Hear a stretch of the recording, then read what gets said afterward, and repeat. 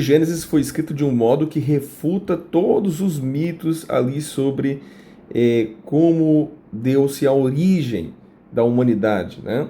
Nós já vimos ontem, por exemplo, que o livro de Gênesis ele não foi, de maneira nenhuma, uma cópia de livros antigos, ele não foi baseado em livros antigos do local onde ele estava, ali do Antigo Oriente, né? E nós vemos como são descritas, por exemplo, as duas entidades ali criadas, né?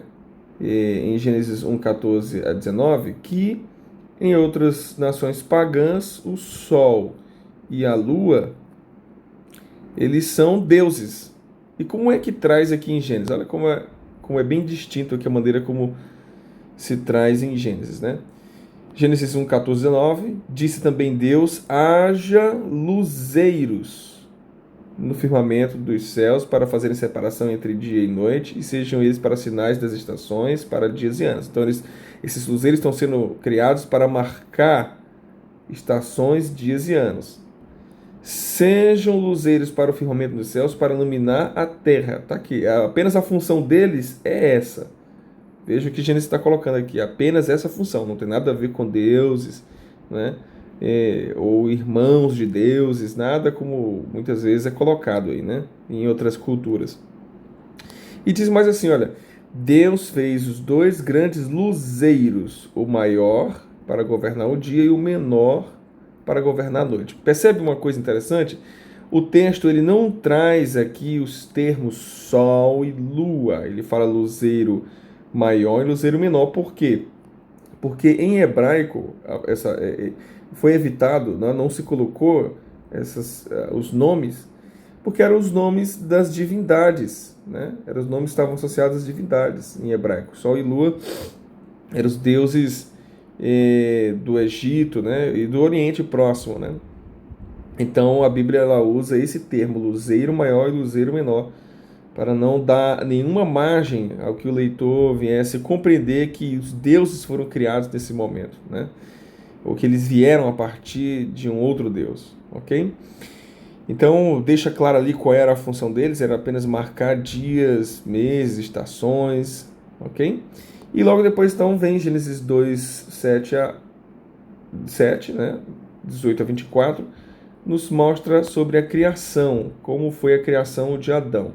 Ao contrário do que foi de outras culturas aí, do Antigo Oriente, o homem ele foi criado a partir de uma necessidade dos deuses de trabalho, estavam muito cansados, eles criaram o homem para poder trabalhar para eles. Mas aqui nós vemos ao contrário, né? Enquanto lá o homem veio de um sangue, né, dos deuses, juntamente com argila, aqui nós vemos que o homem foi criado pelas mãos de Deus, a partir do barro, veio então o homem.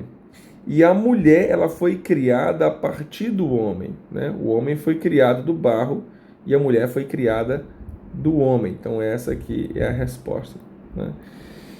E como nós vemos, gente, essa noção mítica, né? Ela é contrariada pela Bíblia, de que o homem veio ali, né, por uma necessidade dos deuses, eles estavam cansados. Pelo contrário, aqui na Bíblia, o homem ele deve governar o mundo como vice-regente de Deus. É bem diferente a narrativa do porquê que o homem vem. Nada da criação do ser humano foi um pensamento posterior. Ao contrário, o texto aponta para a humanidade como clímax do relato da criação. Então, olha a grande diferença. O homem ele já tinha sido planejado, a humanidade era o clímax da criação da Terra. Dessa maneira, então, gente, nós vemos que Moisés ele usou certos termos e ideias incompatíveis com os conceitos pagãos, né? Nós vemos claramente, ele não tá fazendo aqui nenhuma cópia ou pegando esses textos antigos como base para formar o seu, porque ele é totalmente diferente e o relato bíblico é totalmente diferente dos outros relatos que nós temos da criação, né, ou da existência do mundo, como os outros povos colocam aí relacionado aos deuses deles, né? Então, nós vemos que de fato o Gênesis ele está totalmente contrário ao paganismo. E que Deus te abençoe, tenha certeza de que Deus criou esse mundo e criou a mim e a você com um propósito especial. Tenha um bom dia na presença de Deus e que o Senhor te abençoe.